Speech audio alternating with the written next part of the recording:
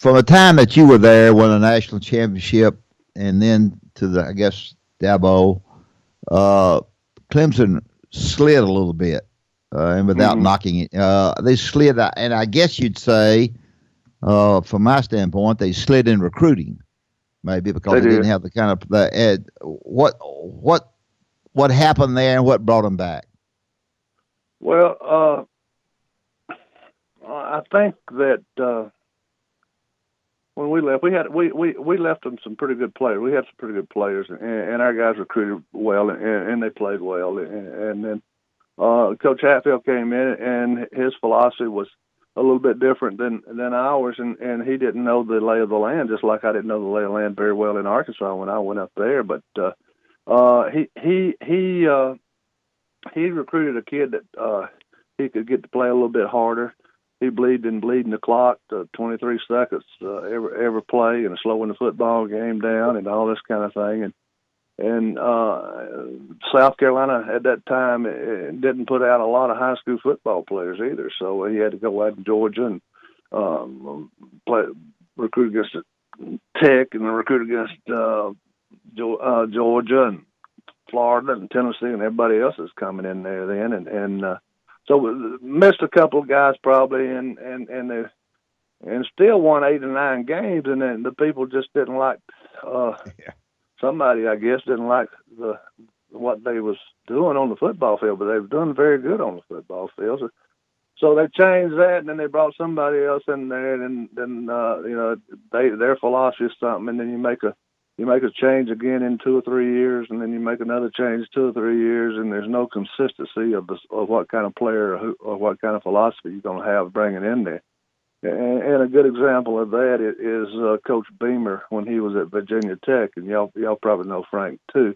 Yeah. And he went about 10 years before he had any great success at all. But the administration stayed with him, and darn if he didn't have one of the best programs in the world there for a while. He was up there with the Alabamas and the Tennessees and LSU's and all that there and back in the 90s. So Danny, yes, well, is that going to happen to Alabama when Nick Saban leaves? Yeah. I think it will too. I don't. Good answer. I hope. I hope it doesn't, but nobody's a chosen one in football. I mean, there's probably 10 football teams every year it's the 10 same teams that's got a chance to be good. I mean, there's a lot of schools, what in basketball, football, baseball, whatever sport you got, either they have tradition or they have more to offer than the other schools, and it's a better situation to coach in. And Alabama's certainly one of them, but I mean, they're not. They've been near perfect at Alabama, just nearly perfect over the last several years, and I don't know that anybody can come. I know this: nobody can come in and do any better. No. And I know the people at Alabama they're probably spoiled. My best friend is still down there, and he don't. I could call him up and say, "Well, you better watch it." He said, "Nah, ain't nothing to worry about." That's they're good, and they know they're good, but it will cycle. Which I mean, go back to John Wooten when he was at UCLA. Sure. Yeah, he didn't hardly ever. Yeah, you give some really good thoughts on this radio. Let me ask you this, Go ahead, Barry. Coach. Let's say Dabo keeps it going the way that he is. Saban goes another 6 years. Dabo still.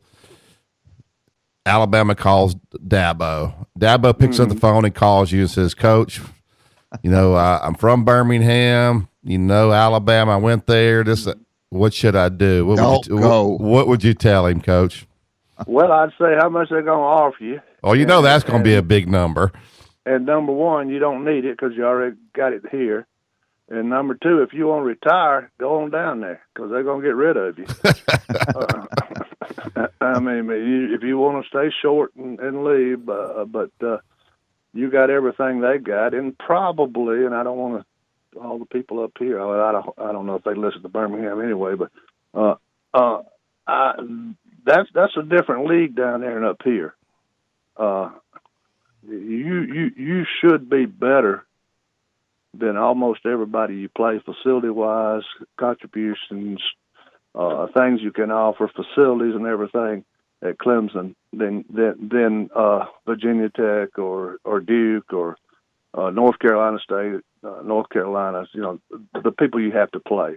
Yeah. Now, Tennessee, of course, they're down a little bit now, but they're not going to just give up and not try to compete with Alabama and facilities and every players and everything else. And Texas A&M's not, and LSU's not, and Georgia's not, and Ole Miss will come in there every once in a while, and Mississippi State will play Alabama as hard as anybody every year. They'll have a hard time beating them, but you'll think you got beat after you wake up the next day because you're not ready to play as well as you should.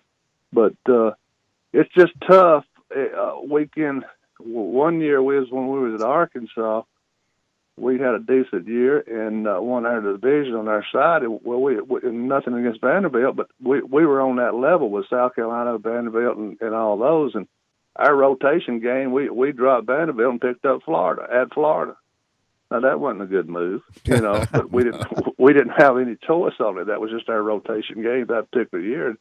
And we didn't do very well. They ran opening kickoff against us, and it was never a contest. But we'd beaten Vanderbilt the year before, so a lot of it there again is scheduling. But if you got to go through that SEC, and they can say what's the toughest league in the country, I don't know, but I know this: when we were at Arkansas, and we had very few players at first, and if you play Mississippi State, Alabama, Auburn, Tennessee, LSU, and all them back to back, you can't practice very hard during the week because you're just trying to get well.